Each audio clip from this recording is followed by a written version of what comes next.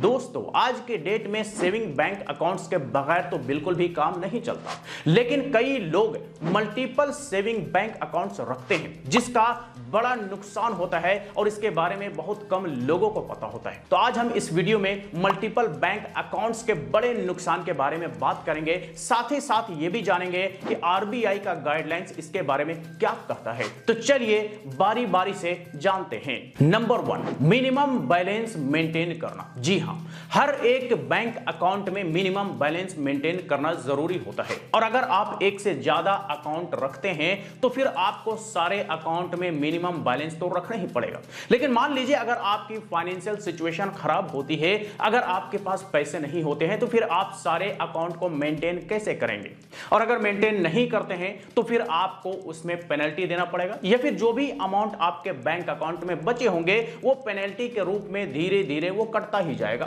तो total loss आपका ही होता है। और मल्टीपल अकाउंट के केस में सारे अकाउंट से जो मिनिमम मेंटेनेंस का चार्ज है वो तो कटता ही कटता है। तो मतलब कि सारे अकाउंट से जो पैसे कटेंगे तो आपका ही नुकसान होगा। तो ये एक बड़ा नुकसान होता है मिनिमम मेंटेनेंस बैलेंस, जो कि आपको हमेशा मेंटेन करना पड़ता है। नंबर 2, सिविल स्कोर पर इंपैक्ट। देखिए कई सारे लोग होते हैं कि मल्टीपल अकाउंट्स रखते हैं लेकिन उसमें एक दो अकाउंट से ही यूज करते हैं। उन्हें लगता है कि भाई चौथा और पांचवा अकाउंट जो है हम उसे भूल जाते हैं, इससे हमारा क्या लेना देना, ये उससे हमें क्या फर्क पड़ेगा। लेकिन बिल्कुल फर्क पड़ता है, क्योंकि जितने भी आपके अनयूज्ड अकाउंट है जिसे आप लंबे समय से यूज नहीं कर रहे हैं, उन सारे अकाउंट पर मिनिमम मेंटेनेंस बैलेंस न होने की वजह से जो उस पर मिनिमम मेंटेनेंस बैलेंस का चार्ज लगता है, पेनल्टी लगता है, वो धीरे धीरे आपके अकाउंट में बढ़ता ही जाता है, या कहिए तो आपका अकाउंट नेगेटिव में जाता ही रहता है। और नेगेटिव में जाने की वजह से आपके सिविल स्कोर पर इंपैक्ट पड़ता है,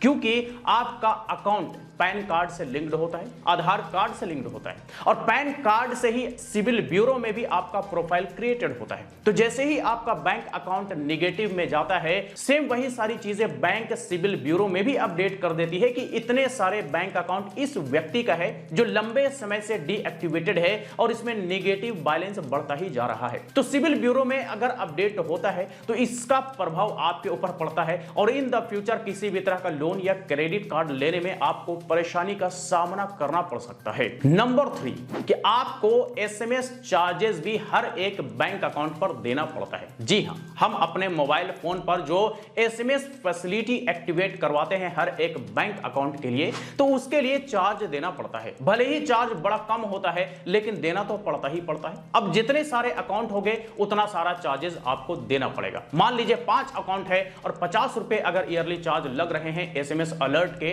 तो आपको 250 रुपए तो देने ही पड़ेंगे। अगर आपके पास पैसे हैं तो ठीक, नहीं तो आपका बैंक अकाउंट नेगेटिव में जाएगा, जिसका इंपैक्ट आपके सिविल स्कोर पर पड़ेगा।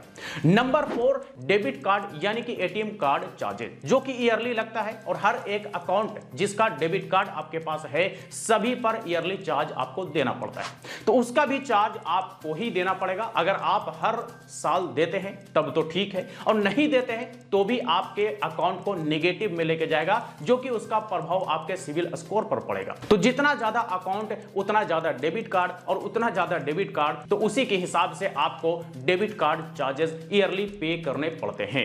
आखिरी और नंबर 5, आईटीआर फाइल करने में प्रॉब्लम्स। जी हां, आईटीआर जब फाइल करते हैं तो बैंक अकाउंट और उसमें जितने अमाउंट पड़े हैं उन सब का इंफॉर्मेशन देना पड़ता है। अब जैसे मान लीजिए कि आपके पास 5 बैंक अकाउंट है तो आप पांचों का इंफॉर्मेशन आईटीआर फाइल करने के दौरान देंगे, जिसमें हो सकता है कि आपको परेशानी का भी सामना करना पड़े। वो इसलिए क्योंकि 5 अकाउंट का इंफॉर्मेशन इकट्ठा करना, पांचों अकाउंट का अमाउंट वगैरह अपडेट करना, ये थोड़ा सा टफ काम हो जाता है। लेकिन यहीं पर मान लीजिए कि आपके पास एक अकाउंट है और एक ही अकाउंट का अकाउंट डिटेल देना है और उसका अमाउंट देना है, तो आप आसानी से दे सकते हैं। तो इसीलिए आईटीआर फाइल करने में भी मल्टीपल अकाउंट्स के साथ, तो ये 5 ऐसे बड़े दिक्कत हैं जिसका सीधा सीधा नुकसान आपका होता है अगर आप मल्टीपल सेविंग अकाउंट्स रखते हैं।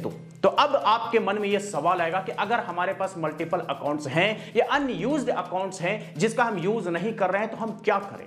तो सबसे बेहतर तरीका यह है कि आप उन अनयूज्ड अकाउंट्स को बंद करवा दीजिए। बंद करवा देंगे तो आपके अकाउंट पर किसी भी तरह का कोई चार्ज नहीं लगेगा, और चार्ज नहीं लगेगा तो आपके ऊपर से बर्डन भी खत्म होगा। अब आरबीआई इसको लेकर के क्या कहती है तो ये भी आप समझ लीजिए। तो देखिए, आरबीआई का रूल ये कहता है कि हर एक व्यक्ति एक बैंक अकाउंट रखे तो बेहतर है, लेकिन यहां पे कोई रिस्ट्रिक्शन नहीं है, यहां पर कोई पाबंदी नहीं है कि एक व्यक्ति एक ही अकाउंट रख सकता है। अकाउंट तो मल्टीपल रख सकता है, लेकिन आरबीआई का रिकमेंडेशन है कि एक अकाउंट रखा जाए ताकि मैनेज करने में आसानी हो, आपके ऊपर ज्यादा बर्डन ना पड़े और आईटीआर फाइल करने में भी आपको दिक्कत का सामना ना करना पड़े। तो यही कुछ थे मल्टीपल बैंक अकाउंट्स रखने के बड़े नुकसान, जिसके बारे में आपने इस वीडियो में जाना। तो चलिए, आज तक के लिए इतना ही। वीडियो अच्छा लगा हो तो लाइक करें, ज्यादा से ज्यादा लोगों के साथ शेयर करें। फिर मुलाकात होती है किसी नई वीडियो के साथ, तब तक के लिए बाय बाय।